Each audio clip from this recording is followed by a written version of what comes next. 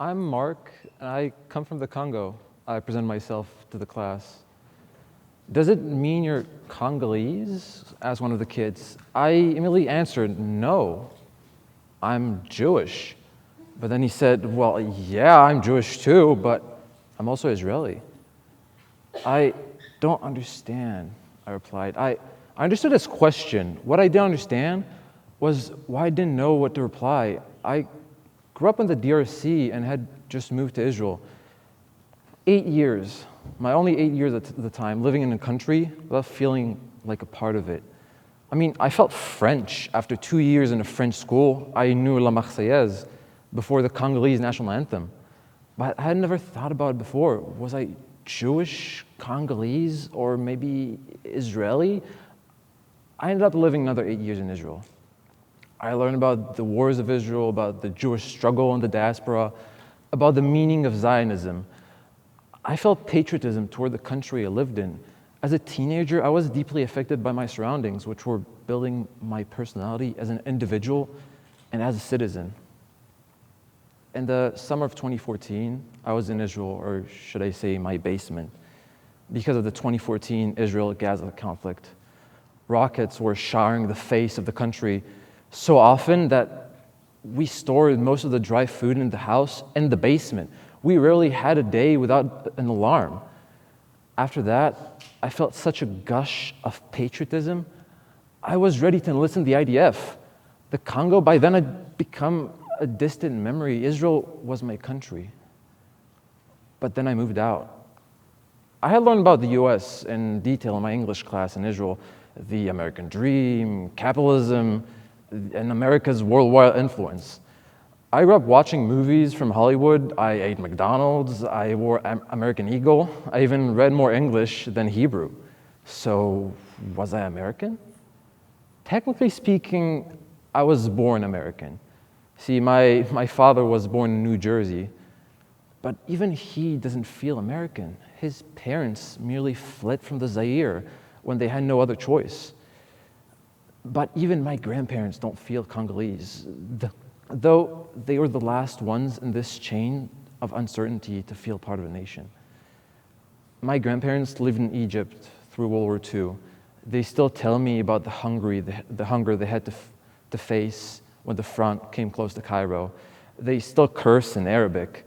But in the 50s, after the Second Arab-Israeli War, all Jews in Egypt were considered Israeli. Egypt's government gave the Jews the ultimatum: leave or go swim in the sea. My grandfather's business was nationalized overnight, as well as his house and his family's bank account. Even his childhood friend, with whom he had won the silver medal in the rowing national championships, called him a filthy Jew. My grandparents' Egyptian identity was erased. Without a passport, they couldn't leave by air. They were but merely Jews who happened to be there. After 5 years, they got an Italian passport. They weren't Italian. Neither of them knew Italian. Neither of them had ever been to Italy. But because the cousin of the uncle of my grandmother had some kind of blood connection to Italy, my grandparents were not Italian. They decided to go to South Africa, but because planes weren't as good at the time, they stopped in the Zaire. Being the first time leaving home, they visited the place and found a Jewish community. A man there offered my grandfather a job, so he took it. Since he didn't know if he would find a job in South Africa, he stayed. Since then, my grandparents have lived a total of 55 years in the Congo, yet neither of them are Congolese. A few years after my grandparents' arrival, the government was overthrown, and virtually all the country was going through ceaseless lootings. So my grandparents fled to the States, and they took refuge in New Jersey for 3 years, where my father was born. That's why I'm American. But I don't feel American. The notion of America is familiar, but I don't feel anything to the flag. Am I not American then? I mean, I have the passport. Maybe I'm Israeli or Italian. By law, I'm all three. But in reality, I can feel farther from Italy. My American passport is a coincidence, and my Israeli passport, the one closest to representing who I am, is but a reminder of the life I had in Israel, not a representation of my national affinity. The patriotism which I had felt for 8 years in Israel has been dissipating with every month out of the country. This Zionism has been fading not because of the distance, but because of the resemblance I have witnessed. Both countries have the same fast food chains, the same gaming industry, the same love to sports, the same Noel attitude, the same intolerance to political disagreements, the same working hours, the same family life, the same social life, the same kind of love of life. Don't misunderstand me. I feel a connection to Israel, but it's not to the nation, to the army, or to the history it represents, but to my friends, my family, and my personal habits that happen to exist there. When I was set on listening to the IDF, I was merely envisioning myself protecting the life I had cherished. Back in the Congo, I didn't have the chance to connect with the Congolese national identity, but I didn't feel lost because I had my individual life. The rest of the country ostracized my whole community because of the racism towards white people that arose because of the Congo's colonial history. Walking the streets alone was dangerous. In response, we got barbed wires topping tall fences.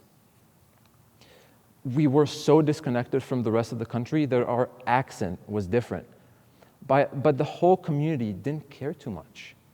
As long as we had our own individual habits and lives, we didn't need a national identity. We're happy. My grandparents attested it as well. When asked if they missed Egypt, they told me they used to until they returned to visit their old neighborhood. Around 20 years ago, the theater was gone. Their synagogue, now a rusty 3-storied building. But then came their old apartment. My grandmother said the family that lived there had transformed every part of my home into rubbish at best and a pigsty at worst. She learned her English in a British school. I'm sure it wasn't as bad as she described it to be, but I understood what she meant. Her Egypt, the one she yearned for when she had left, was gone. Because her Egypt wasn't about the nation she lived in, but about her personal habits and the specific parts of life she cherished there.